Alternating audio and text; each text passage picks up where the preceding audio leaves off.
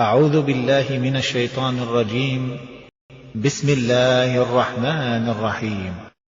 وإذا مس الإنسان الضر دعانا لجنبه أو قاعدا أو قائما فلما كشفنا عنه ضره مر كأن لم يدعنا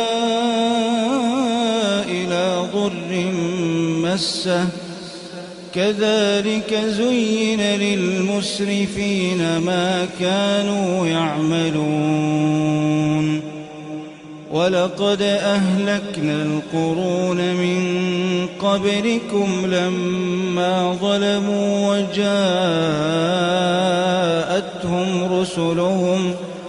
وجاءتهم رسلهم بالبينات وما كانوا ليؤمنوا كذلك نجزي القوم المجرمين ثم جعلناكم خلائف في الأرض من بعدهم لننظر كيف تعملون